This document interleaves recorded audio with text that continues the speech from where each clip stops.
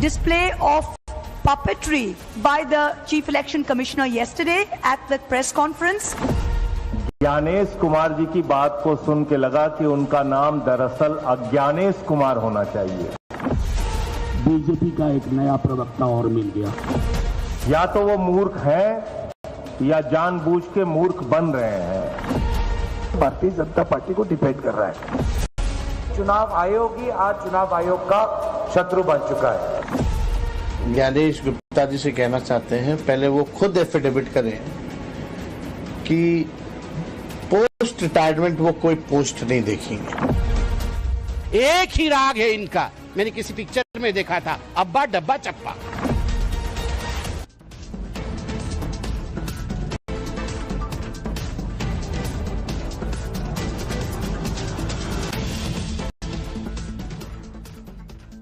नमस्कार दर्शकों, मैं हूं नाविका कुमार और आप जुड़ रहे हैं मेरे साथ सवाल पब्लिक का शो पर। मोदी विरोधी आज एक साथ एकजुट होकर आए। पहचाने इन्हें गौरव गोगोई, रामगोपाल यादव व संजय सिंह, महुआ मोइत्रा, मनोज झा, अरविंद सावंत, ये सब के सब एक ही भाषा बोल रहे थे। चुनाव आयोग जवाब नहीं दे रहा, पक्षपात कर रहा है। ज्ञानेश कुमार जो मुख्य चुनाव आयुक्त हैं, वो अज्ञानेश हैं। किसी ने कहा मूर्ख हैं, किसी ने कहा कि पपेट्री कर रहे हैं। सोचिए, ये देश की राजनीतिक पार्टियों की भाषा है, देश की संवैधानिक संस्था चुनाव आयोग के लिए। और हिपोक्रेसी देखिए कि मुंह में गाली और हाथ में संविधान लेकर बैठे थे। वाह, फिर भी कहते हैं संविधान खतरे में है। दर्शकों, ये चल रहा है आज देश में। सवाल है कि पहले महाभियोग यानी इम्पीचमेंट वाली धमकी, फिर ऐसी भाषा, ये सब क्या सिर्फ इसलिए कि इलेक्शन कमीशन पर दबाव बनाया जा सके? आज देश की संसद में अंतरिक्ष से लौटे शुभम शुक्ला, शुक्स जिन्हें कहते हैं, उनके नाम पर चर्चा की कॉल भी दी गई थी। सोचिए, चर्चा किस बात पर होनी थी? भारत का अपना अंतरिक्ष स्टेशन कब होगा?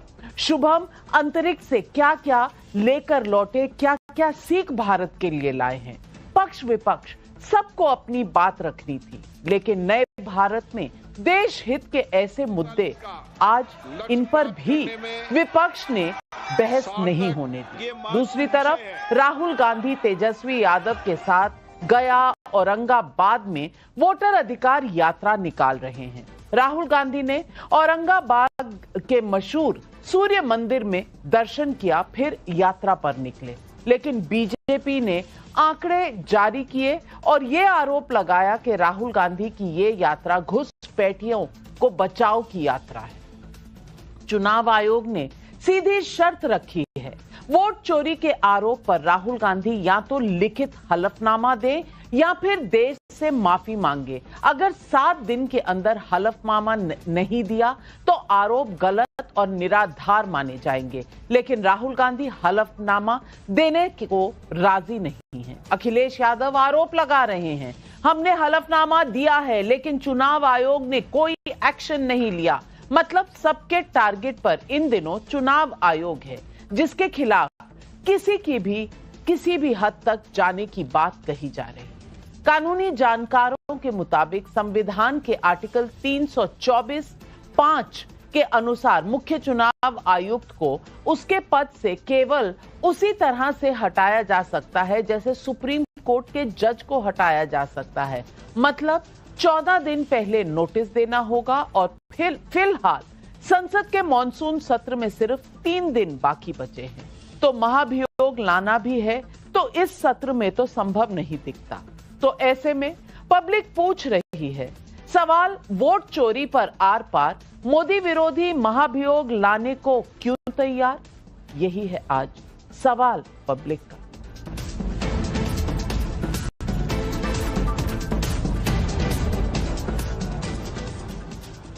वोट चोरी एक गंभीर आरोप है।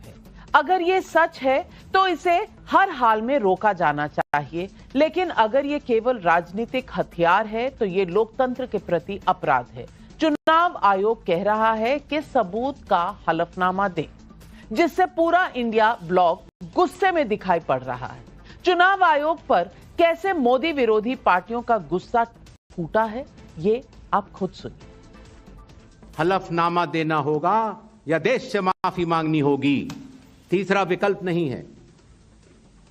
आपके माध्यम से मैं यह भी कहना चाहता हूं, अगर 7 दिन में हलफनामा नहीं मिला तो इसका अर्थ ये सारे आरोप निराधार हैं। जो डेमोक्रेसी में जो भी हथकंडे हैं, जो भी वेपन्स हैं, जो भी हम इस्तेमाल कर सकते हैं, जो भी रूल्स के तहत इस्तेमाल कर सकते हैं, वो इस्तेमाल करने रेडी होते, जरूरत पड़ी तो। कल हम अपने मुख्य चुनाव आयुक्त को ढूंढ रहे थे, वो तो मिले नहीं। बीजेपी का एक नया प्रवक्ता और मिल गया। ज्ञानेश कुमार जी की बात को सुन के लगा कि उनका नाम दरअसल अज्ञानेश कुमार होना चाहिए। अज्ञानता की बातें की उन्होंने। या तो वो मूर्ख हैं या जानबूझ के मूर्ख बन रहे हैं, या वो हम लोगों को मूर्ख समझते हैं। तो इस पे भी आज सुबह चर्चा हुई कुछ अपोजिशन पार्टीज में कि चीफ इलेक्शन कमिश्नर के खिलाफ इंपीचमेंट मोशन लाया जाए। हम लोग अगर सब इकट्ठा आपके समक्ष आए हैं तो ग्रेडेड रिस्पांस देखिए, तमाम संसदीय और कानूनी विकल्प खुले हुए हैं, उनका इस्तेमाल होगा। देखिए, इस पर चर्चा हुई है, काफी सहमति बनी और उचित समय पर उचित निर्णय लिया जाए। चुनाव आयोग के खिलाफ क्या आप लोग इंपीचमेंट लाने की तैयारी कर रहे हैं? ये बात की बात है, अभी से झगड़ा करा दोगे तुम? अखिलेश जी, लगता अभी यकीन नहीं है कि सारी ऑपोजिशन इंपीचमेंट पर एक साथ आएगी। बहरहाल बीजेपी आंकड़े जारी कर सवाल उठा चुकी है कि राहुल गांधी, प्रियंका गांधी वाड्रा, अखिलेश यादव, अभिषेक बैनर्जी की जीत वाले संसदीय क्षेत्रों में भी लाखों की तादाद में संदिग्ध वोटर्स हैं। दूसरी तरफ जब आज विपक्ष की तरफ से चुनाव आयोग के खिलाफ महाभियोग यानी इंपीचमेंट लाने की खबर सामने आई तो बीजेपी ने जोरदार पलटवार किया। सुनिए संबित पात्रा। यहां और 2 लड़के हैं बिहार में, 2 लड़के ये जेल यात्रा, बेल यात्रा सब कुछ करने के बाद अब कौन सी यात्रा कर रहे हैं पता नहीं, चोरी की यात्रा। कुछ नहीं होने वाला है, कुछ नहीं होने वाला है। एक ही राग है इनका, मैंने किसी पिक्चर में देखा था, अब्बा डब्बा चप्पा। मतलब कुछ भी हो जाए, जैसे हारेंगे अब्बा डब्बा चप्पा, बस इनका मकसद एक ही है और मकसद है घुसपैठियों को बचाना।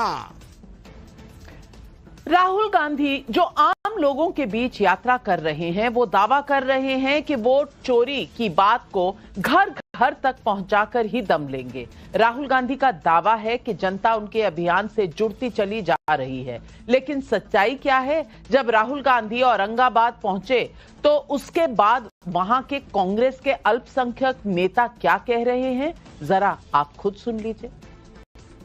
औरंगाबाद विधानसभा सदर का जो ये क्षेत्र है दीवान बीघा, यहाँ अल्पसंख्यकों की एक बड़ी आबादी है और दूर दूर से लोग यहाँ पे इकट्ठा हुए।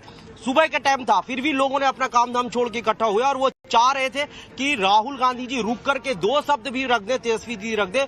लेकिन यहीं से पहले हमारे सांसद गुजरे, उन्होंने भी देख करके इग्नोर किया क्योंकि अल्पसंख्यक खड़े थे, उनको तो सिर्फ वोट लेना है उनसे। हमारे 4 लोग ही थे, लेकिन वो 4 लोग ही आपका स्वागत में कार्यकर्ता खड़े थे क्योंकि उसी 4 लोग के चेहरे पे जो है इस विधानसभा में वोट मिलेगा। इसी चेहरे पे जो है वो कुटुंबा विधानसभा, औरंगाबाद विधानसभा में टोटल अल्पसंख्यक वोट देगा।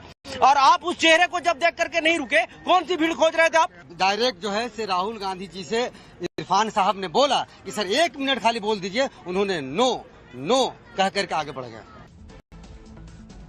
ये तो घर में ही सेंध लग गई। आज सुप्रीम कोर्ट से भी वोट चोरी का आरोप लगाने वालों को करारा झटका लगा है। सुप्रीम कोर्ट ने बॉम्बे हाई कोर्ट के फैसले के खिलाफ दायर की गई याचिका को खारिज कर दिया। दरअसल बॉम्बे हाई कोर्ट में महाराष्ट्र विधानसभा चुनाव परिणाम को रद्द करने की याचिका डाली गई थी। याचिका में शाम 6 बजे मतदान समाप्ति के आधिकारिक समय के बाद कथित तौर पर 76 लाख वोट डालने का आरोप लगाया गया था। मतदान में गड़बड़ी का आरोप भी लगाया गया था। जून में हाईकोर्ट ने याचिका को खारिज कर दिया था। तब हाईकोर्ट ने कहा था कि आरोपों का कोई ठोस आधार नहीं है। याचिकाकर्ता ने कोर्ट का समय बर्बाद किया और आज सुप्रीम कोर्ट ने हाईकोर्ट के फैसले के खिलाफ डाली याचिका को भी खारिज कर आरोप लगाने वालों को बड़ा झटका दे दिया। तो फिर बचा क्या? बचे पब्लिक के सवाल। तो आज सवाल पब्लिक का नंबर 1, क्या महाभियोग यानी इंपीचमेंट का शिगुफा मोदी विरोधियों का चुनाव आयोग पर दबाव बनाने का तरीका है? सवाल नंबर 2, क्या सच में राहुल गांधी की वोटर अधिकार यात्रा घुसपैठिए बचाओ यात्रा है? सवाल ये तो बीजेपी कह रही है। सवाल नंबर 3, 7 दिन में माफी मांगेंगे या सबूत देंगे? राहुल गांधी अब क्या करेंगे? ये भी सवाल पब्लिक पूछ रही है। और इन सवालों के जवाब देने के लिए आज हमारे साथ जुड़ रहे हैं बीजेपी के राष्ट्रीय प्रवक्ता शिवम त्यागी, हर्षवर्धन त्रिपाठी वरिष्ठ पत्रकार, मोहम्मद अमीन पूर्व जॉइंट डायरेक्टर इलेक्शन कमीशन के। हमारे साथ आज अश्विनी कुमार मिश्रा कांग्रेस के नेता भी जुड़ रहे हैं, विवेक श्रीवास्तव जी राजनीतिक विशेषज्ञ लेफ्ट पार्टीज को सपोर्ट करते हैं। लेकिन मेरा पहला सवाल प्रोफेसर नवल किशोर यादव आरजेडी के राष्ट्रीय प्रवक्ता को जाता है। अब नवल किशोर जी, वहां दोनों लड़के साथ में निकाल रहे थे पूरी यात्रा, लेकिन लोग नाराज हैं कि अल्पसंख्यक जो रिप्रेजेंटेटिव्स खड़े थे उनकी तरफ देखा भी नहीं, और घर घर आप जो मैसेज पहुंचा रहे हैं वो मैसेज कितना पहुंचा है मुझे पता नहीं। लेकिन बीजेपी सवाल उठा रही है कि ये यात्रा घुसपैठियों को बचाने की यात्रा है। मैं आज आपसे पूछना चाहती हूं, संविधान आपके हाथ में, लेकिन जिस तरह के अपशब्द कहे गए, क्या ये संविधान में एक संवैधानिक पद पर बैठे व्यक्ति के लिए सही है?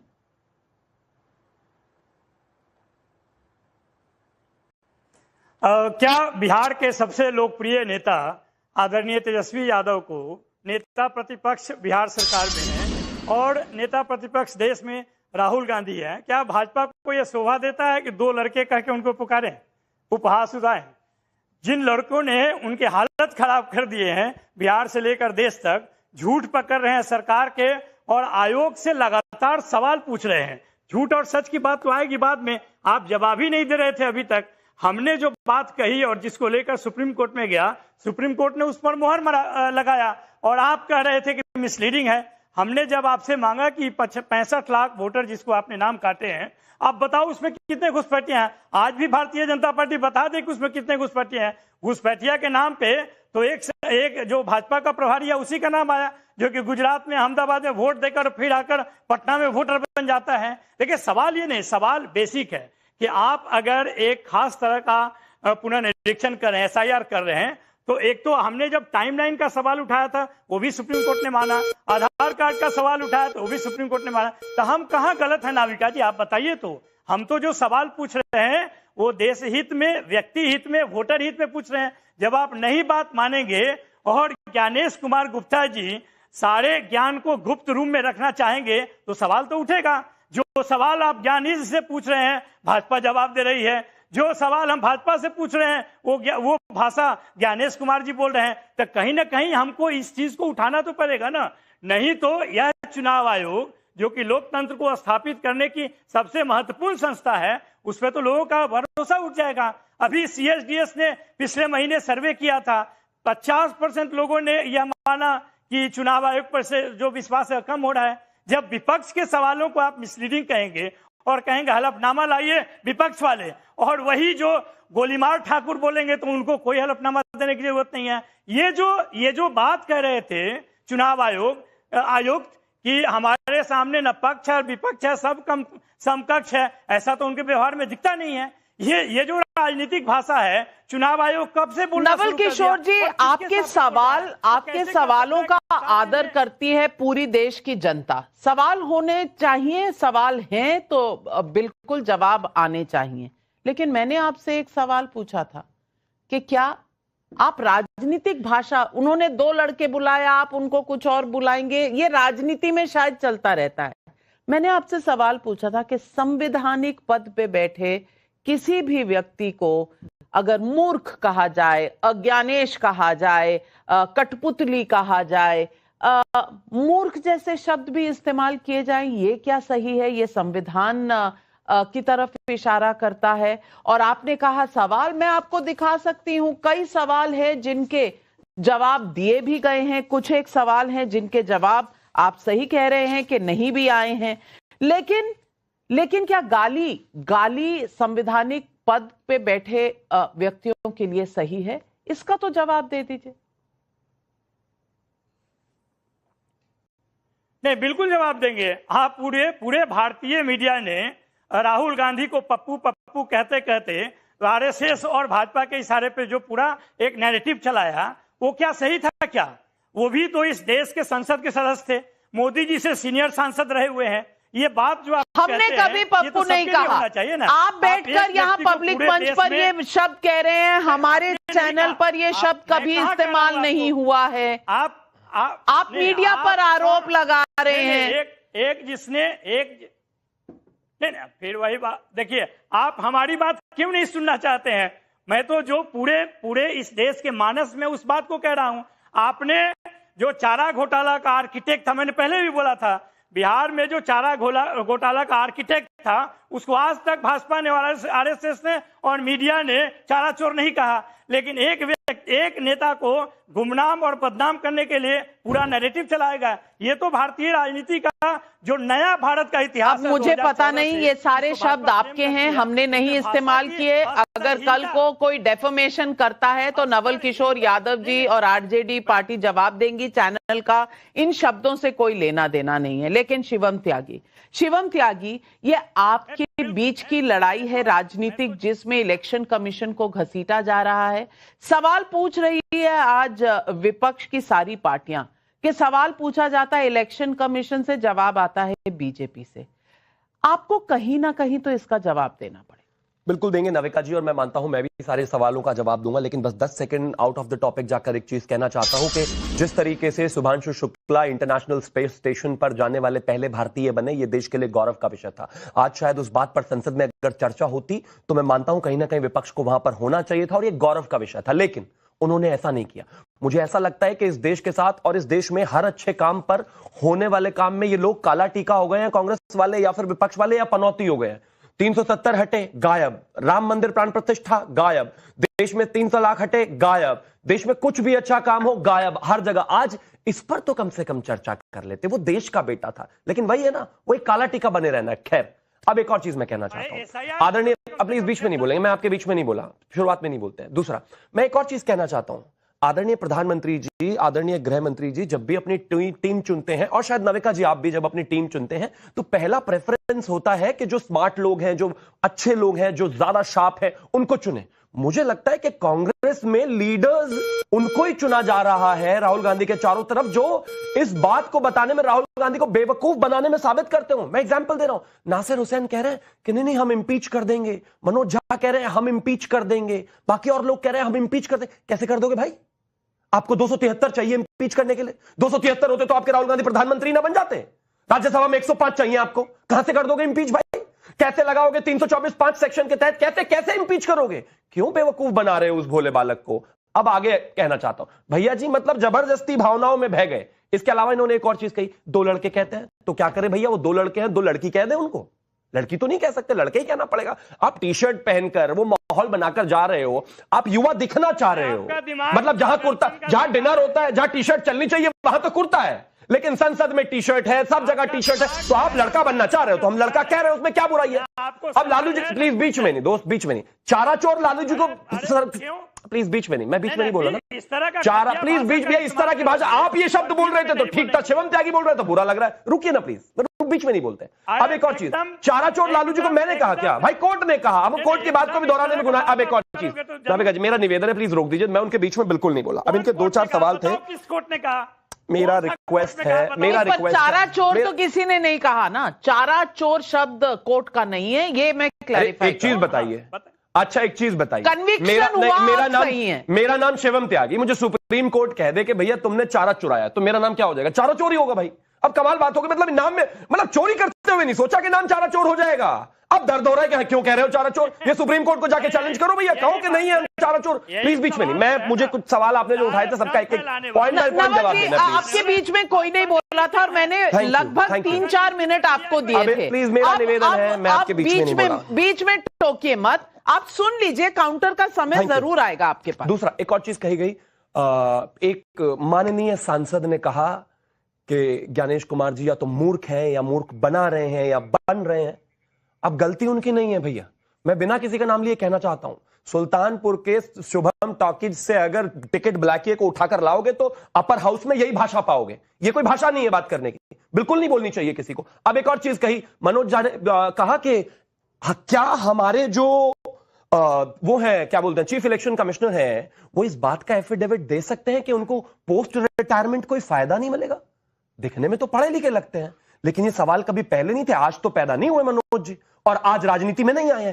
के सुंदरम जी जो है 58 से 67 तक जो है चीफ इलेक्शन कमिश्नर रहे, उनको पद्म विभूषण मिला। नागेंद्र सिंह जी को पद्म विभूषण मिला। आर के त्रिवेदी गवर्नर रहे। उसके अलावा अगर मैं बात करूं वीएस रामादेवी गवर्नर रहे। टीएन शेषन जी ने तो चुनाव भी लड़ा। एमएस गिल कांग्रेस के मंत्री बने। इसके अलावा एन गोपालास्वामी पद्म विभूषण रहे। और कौन भूल जाएगा नवीन चावला जो है इमरजेंसी के दौरान सचिव थे इंदिरा गांधी के।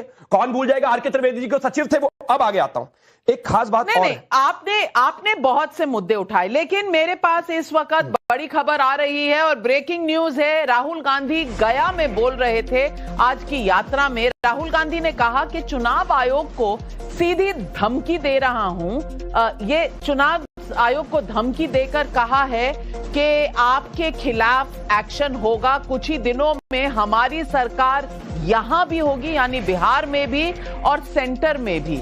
राहुल गांधी ने इलेक्शन कमीशन के तीनों अधिकारियों के खिलाफ एक्शन लिया जाएगा, ये धमकी दी है गया में। अब अश्विनी मिश्रा जी मुझे बता दीजिए, खुलेआम यात्राओं में धमकी, यहां प्रेस कॉन्फ्रेंस में झूठा और साथ में संविधान उठाए हुए हैं। कम से कम हिपोक्रेसी छोड़ दीजिए। तलवारें जब निकल ही चुकी हैं तो संविधान क्या बीच में लाना। अब तो गाली गलौज पर बात उतर आई है। अब सवाल जवाब की बात नहीं हो रही, अब गाली गलौज की बात आ रही है। और मैं बताना चाहती हूं कुछ सवाल जो इलेक्शन कमीशन ने कल जवाब दिए हैं। मशीन रीडेबल वोटर लिस्ट क्यों नहीं दिखाते? वहां पर जवाब दिया गया कि लोगों की फोटोएं छपी होती हैं और पहले 2019 में सुप्रीम कोर्ट का जजमेंट है। ट्रांसपेरेंसी और क्रेडिबिलिटी ऑफ एसआईआर, उस पर भी जवाब दिया है। आपने बूथ लेवल एजेंट्स का सवाल पूछा, उस पर भी जवाब है। Duplicate voter entries, multiple voting, zero number जो हाउस एड्रेस है, ये तमाम सवालों के जवाब कल दिए हैं मुख्य चुनाव आयोग ने। मैं आपसे पूछना चाहती हूं, कुछ और जवाब है जो आपको चाहिए तो उठाइए उनको, लेकिन गाली गलौज क्यों? नाविका जी, मैंने 2 लाइन कहीं सुनी थी, वहीं से शुरू करता हूं कि जिनके पीठ में रीढ़ की हड्डी बिल्कुल पाई नहीं जाती, मुंह चमकाले पॉलिश कर मन की काई नहीं जाती, मन में पैसों का लालच, चरण बंदना होठों पर, घुंघरू बांध के नाच रहे हैं सरकारों के ठेकों पर। लोकतंत्र की सबसे बड़ी रीढ़ की हड्डी होती है निष्पक्ष चुनाव। अगर निष्पक्ष चुनाव ना हो तो लोकतंत्र हमेशा से खतरे में रहेगा। इनफैक्ट उसको हम लोकतंत्र बोल ही नहीं सकते। पर यहां पर कुछ ऑटोनोमस बॉडी, कुछ ऐसी संस्थाएं, कुछ ऐसे व्यक्ति, कुछ ऐसे लोग, कुछ हाल तो एक डिबेट में भी हैं जो चरण वंदना में लीन हैं, जिनको यह समझ में नहीं आ रहा है कि यह विषय लोकतंत्र के खतरे का है, डेमोक्रेसी के एग्जिस्टेंस का है। अगर निष्पक्ष चुनाव नहीं होंगे, अगर देश में ऐसा एक प्रेसिडेंट सेट हो जाएगा जहां निष्पक्ष चुनाव होना बंद हो जाएंगे, तो देश के लिए इससे बड़ा खतरा कुछ नहीं हो सकता। देश का जो फाउंडिंग स्टोन होता है डेमोक्रेसी का, 1 मैन 1 वोट, वो ही खत्म हो जाएगा। रही बात हमारे सवाल पूछने की, उन्होंने क्या जवाब दिए? उन्होंने जवाब दिए ही नहीं। उन्होंने बिल्कुल गोल मोल घुमाया। हमने पूछा कि महाराष्ट्र में टोटल वयस्क आबादी मेन आबादी से ज्यादा कैसे हो गई, वोटर लिस्ट आबादी ज्यादा कैसे हो गई, एक एक घर में इतने वोटर कैसे आ गए, बिहार में इतनी हड़बड़ी में एसआईआर क्यों कराया जा रहा है। इन सारे सवालों के जवाब सिर्फ कुतर्क से दिए गए। और रही बात इलेक्शन कमीशन के राहुल गांधी जी को धमकी देने की, तो नाविका जी, देश की सबसे बड़ी अदालत जनता की अदालत होती है और राहुल गांधी जी जनता के चुने हुए लीडर ऑफ अपोजिशन है। वो कोई ज्ञानेश कुमार जी की तरह सिलेक्टेड डायरेक्टर नहीं है। तो आपको समझना होगा कि राहुल गांधी धमकियों से डरने वाले नहीं है। उनका आप परिवार देख लिए, उनके परिवार ने देश के लिए जान दी है।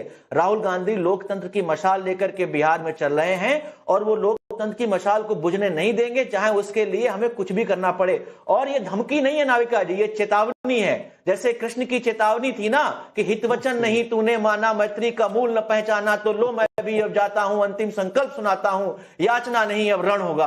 तो ये रण हो रहा है नाविका जी, और कुछ नहीं हो रहा। ये रण तब तक चलेगा जब तक ये लोकतंत्र सुरक्षित हाथों में नहीं पहुंच जाता। इस लोकतंत्र की धज्जियां उड़ाने में जितना सहयोग बाप रे बाप रे बाप। जब कांग्रेस वाले कृष्ण जी की बात करें, मंदिरों में जाने लगे, तो समझ लो चुनाव आने वाला है, चुनाव आने वाला है, ये सब समझ गए। लेकिन हर्षवर्धन त्रिपाठी जी, मैं आपसे पूछना चाहती हूं, बड़ी बड़ी बातें कह रहे थे। एकमात्र इस देश की नेता कौन थी जिनके चुनाव में गड़बड़ी पाई गई थी, फिर भी उन्होंने हटने से मना कर दिया था? शायद अखिलेश जी, अश्विनी जी कल ही पैदा हुए हैं, उन्हें शायद याद ना हो, पुरानी बात हो गई, आप याद करा दें। और दूसरी बात, कौन था जिसने अटल बिहारी वाजपेयी को उनकी सरकार को एक वोट से गिराया था, वो भी संसद के अंदर? और ये नजारा मेरी आंखों देखा है, यंग रिपोर्टर की तरह मैंने देखा था इसको, जब गिरधर गोमांग चीफ मिनिस्टर बन चुके थे ओडिशा के, लेकिन फिर भी रिजाइन नहीं किया था एमपी के पद से और आकर वोट दिया था, और एक वोट से वाजपेयी जी की सरकार गिरी थी। हर्षवर्धन त्रिपाठी जी, आज थोड़ा इतिहास इस पार्टी का इन्हीं को सुना दिया जाए। नहीं, अश्विनी जी ने जो कहा ठीक है, अच्छा है, सुनाया। बस ये है कि वो सिंहासन खाली करो की जनता आती है, तानाशाह इंदिरा के खिलाफ वो लाइनें आई थी। अश्विनी जी को ध्यान में होगा, बिल्कुल बहुत पढ़े लिखे व्यक्ति हैं, जानते हैं। तो इंदिरा जी की तानाशाही थी जिसके खिलाफ सिंहासन खाली करो की जनता आती, कहा गया था। और वो क्यों कहना पड़ा था? क्योंकि देश भर में जिस तरह का काम इंदिरा जी ने किया था, और कोई ये छिपी हुई बात नहीं है, अब तो वो लोग भी अपने जीवन के अलग अलग चरणों से गुजरकर बहुत ऊपर पहुंच गए हैं और वो अपनी कहानी बताते हैं। तो पता चलता है कि इस देश में तानाशाही के दौरान Misa, maintenance internal security act, मतलब सब कानून, संविधान, सब जो है ना, अश्विनी जी आप थोड़ा बहुत तो सुना ही होगा लोगों से अपने घर परिवार में, मतलब तमाशा बना दिया था, लोकतंत्र को अपने पैरों तले कुचल दिया था इंदिरा गांधी जी ने। कांग्रेस वो है, लेकिन छोड़ देते हैं इसको। अभी गिरधर गमांग का एक वोट राजनीतिक अनैतिकता का कहां तक गया था, उसको भी छोड़ देते हैं। राहुल गांधी, जब मध्य प्रदेश के चुनाव उनको यह अनुमान हो गया था, तो उस वक्त उन्होंने कोई शिकायत क्यों नहीं की थी? राहुल गांधी जब 240 पर भारतीय जनता पार्टी आ गई थी, तो उन्होंने ही तो कहा था ना वो कि मैंने नरेंद्र मोदी का आत्मविश्वास फाड़ दिया है। पता नहीं आपको याद रहता है कि नहीं, आप तो प्रवक्ता हैं, तो तैयारी से आते हैं, तो ध्यान में होगा ना। क्यों उन्होंने कहा था? क्योंकि उनको लगा कि अरे अब तो सब हो गया बढ़िया, अब तो बहुत अच्छा हो गया। महाराष्ट्र के चुनाव में उन्होंने शिकायत की, लेकिन अश्विनी जी, आपकी पार्टी का कोई भी प्रत्याशी वो न तो रिकाउंटिंग के लिए गया सर्वोच्च न्यायालय में, न चुनाव आयोग के पास गया कि भाई ये गड़बड़ हुई। इसका मतलब क्या हुआ? इसका मतलब देश की जनता को समझना बहुत जरूरी है, सिर्फ तमाशा करना है, सिर्फ और सिर्फ तमाशा करना है। अब आपने इतना लाइनें सुनाई हैं, तो दुष्यंत कुमार की 2 लाइनें हैं, कोई हंगामा खड़ा करना मेरा मकसद नहीं, शर्त यह है कि सूरत बदलनी चाहिए। लेकिन यहां सिर्फ हंगामा खड़ा करना मकसद है। दुर्भाग्य है कि ये जो जिसको कहते हैं आप आंदोलन करते हैं तो देश की जनता आपके साथ आती, यहां आपके साथ कोई खड़ा नहीं। और जिन मतदाताओं की आप बात कर रहे हैं, आदित्य श्रीवास्तव आकर बोले भाई झूठ बोल रहे हो, मिंता देवी कहीं हमारी टी शर्ट पहन के क्यों घूम रही है प्रियंका जी, गुरकीरत सिंह डंग बोले कि भाई हमारा नाम यहां से यहां गया था, हमने कटवाने के लिए एप्लीकेशन डाला था और मैंने एक जगह वोट किया। सवाल ये नहीं है कि ज्ञानेश कुमार को आपने क्या क्या बोल दिया, सवाल यह है कि क्या संवैधानिक पद पर बैठे व्यक्ति को सम्मान के साथ जीने का अधिकार विपक्ष नहीं देना चाहता है? वो लोकतंत्र को समाप्त करने पर तुला हुआ है, अराजकता करना पड़ता है। और नविका जी, बांग्लादेश मॉडल राहुल गांधी चाहते हैं कि डीप स्टेट जैसे यूनुस को बैठाया, वैसे ही राहुल गांधी को सत्ता में बैठा दे। भारत में बहुत डेंजरस बात आपने कही। क्या बांग्लादेश जैसी हालत भारत में करना चाहते हैं? हर्षवर्धन त्रिपाठी जी ने बहुत बड़ी बात कही है। ये सवाल विवेक श्रीवास्तव के पास लेकर जा रही हूं, लेकिन विवेक श्रीवास्तव जी, जो जनमानस की बात करते हैं, वो जनमानस के आप सवाल भी सुन लीजिए। मुकेश शर्मा फरीदाबाद हरियाणा से पूछ रहे हैं, विपक्ष को देश की तरक्की से कुछ नहीं लेना देना, सिर्फ अपनी कुर्सी से मतलब है। नहीं तो क्या आज शुभम शुक्ला पर चर्चा नहीं करते? राहुल रस्तोगी का कैथल हरियाणा से सवाल है, मुख्य चुनाव आयुक्त के खिलाफ महाभियोग की बात कर क्या मोदी विरोधी डराने का काम कर रहे हैं? श्रीधर दिल्ली से सवाल पूछ रहे हैं, क्या कारण है कि विपक्षी नेता नरेंद्र मोदी से लड़ते लड़ते कभी देश के खिलाफ और कभी संवैधानिक संस्थानों के खिलाफ लड़ाई करते हुए नजर आते हैं? जवाब दीजिए विवेक। म्यूट है। याचना नहीं अब रण होगा, ये युद्ध बड़ा भीषण होगा और अब तो आखिरी सांस तक हम लड़ेंगे, सड़कों पे उतरेंगे, क्योंकि आपने तो इस मुल्क को खत्म कर दिया, प्रजातंत्र को समाप्त कर दिया। चाहे इलेक्शन कमीशन हो, ईडी हो, सीबीआई हो, पुलिस का दुरुपयोग जामिया के बच्चों के साथ, जेएनयू में हमने देखा जिस तरीके से दिल्ली रॉयट्स में अरेस्ट हुए और बाद में बहुत से लोग छूटे।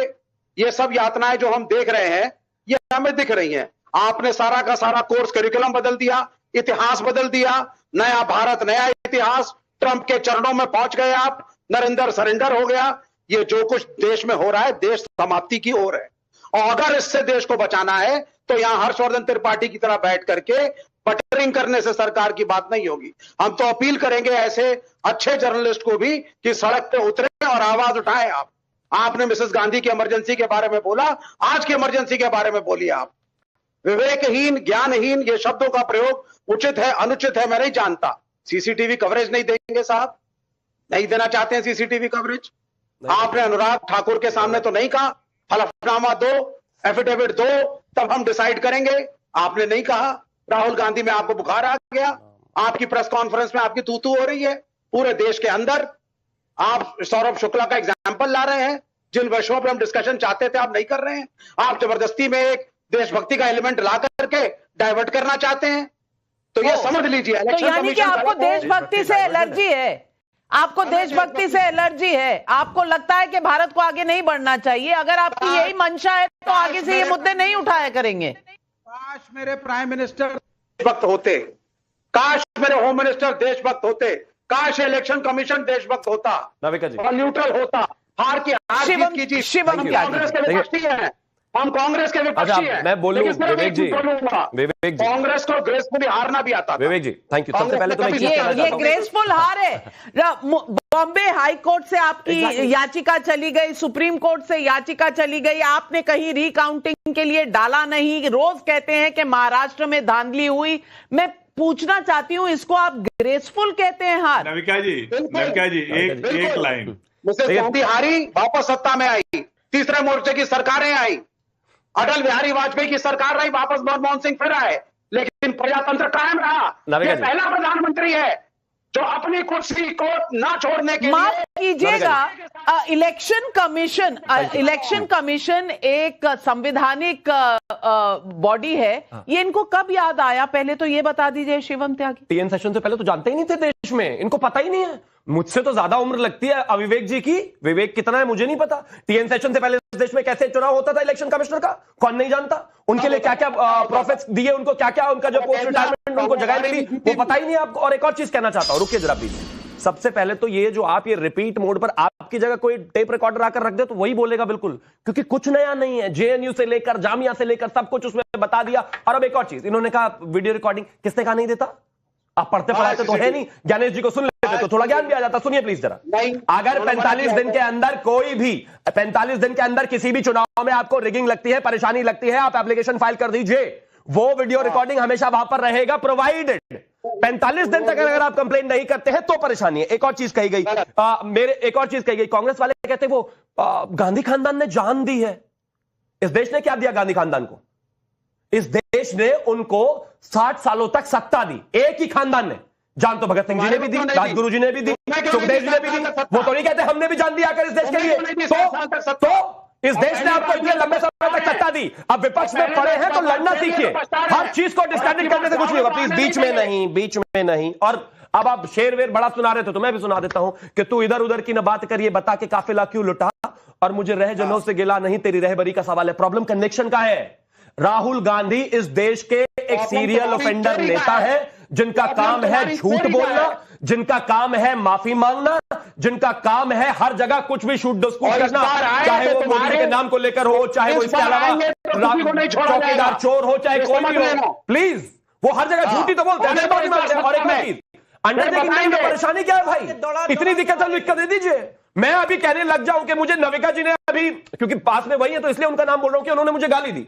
मैं अगर तो पुलिस के पास जाऊंगा तो वो कहेंगे ठीक है भाई, कोई वीडियो रिकॉर्डिंग है क्या? मैं कहूंगा नहीं है, तो कहेंगे तो लिखकर तो दे दो, मुझे तो लिखकर दो। गजब बात हो गई भाई। संवैधानिक संस्थाओं को नहीं छोड़ते, मुझे तो छोड़ दीजिए। अरे भाई, अरे नविका जी, अरे भाई, अब आगे आना चाहता हूं, कुछ चीजें और कही गई, बहुत साफ है, बहुत साफ है।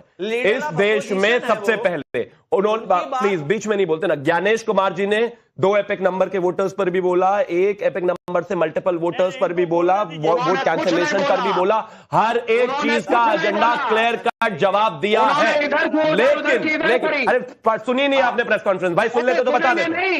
2 एपिक नंबर, शिवम त्यागी अपने गांव में वोट करता था, उसके बाद मेरठ आया, वहां उसने वोट की, उसके बाद दिल्ली आया, वहां उसने वोट करी। 3 अलग अलग जगहों पर वोटर आईडी अगर कैंसिलेशन नहीं हुई तो सेम एपिक पे 3 वोटर आईडी चल रही है। और उन्होंने कहा था कि न्यूमरेशन फॉर्म भर दो, इसीलिए तो हम एसआईआर कर रहे हैं। आप न्यूमरेशन फॉर्म भर दोगे, उसके बाद तो अपने आप कैंसिल हो जाएगी। प्लीज नहीं मानते, मत मानिए, आपका कुछ मानते नहीं, आप लोकतंत्र को नहीं मानते, संविधान को नहीं मानते, इलेक्शन कमीशन को नहीं मानते, सुप्रीम कोर्ट को नहीं मानते, फौज को नहीं मानते, मानते किसको? पूर्व ज्वाइंट डायरेक्टर इलेक्शन कमीशन के हमारे साथ हैं। मैं आपसे सवाल पूछना चाहती हूं जिस तरह जनता पूछ रही है। शांतिलाल नौलखा मैसूर से सवाल पूछ रहे हैं, ईवीएम का मुद्दा खत्म हो गया तो विपक्ष वालों ने अब मुख्य चुनाव आयुक्त पर ही सवाल उठा दिया। कान्हा शर्मा मथुरा यूपी से पूछ रहे हैं, लगता है अब वो दिन दूर नहीं जब विपक्ष के नेता जनता के खिलाफ भी कोई आंदोलन करने लगे, क्योंकि अब जनता ही है जो विपक्ष को वोट नहीं दे रही। उपमा श्रीवास्तव लंदन से सवाल पूछ रही है। देखिए, हमारा शो लंदन में भी देखा जा रहा है, कह रही है वोटर वेरिफिकेशन के समर्थन में बिहार के 7 करोड़ से ज्यादा मतदाता खड़े हैं, क्या उसका विरोध एक सोची समझी साजिश है? मोहम्मद अमीन साहब, ये तमाम सवाल जो उठाए जा रहे हैं, आपको लगता है ये साजिश के तहत है या कुछ सवाल ऐसे हैं जब डुप्लीकेट वोटर्स का सामान आता है, जब फेक एड्रेसेस की बात आती है, तो कहीं ना कहीं कुछ ना कुछ तो गड़बड़ है, तो क्या जवाब नहीं आना चाहिए?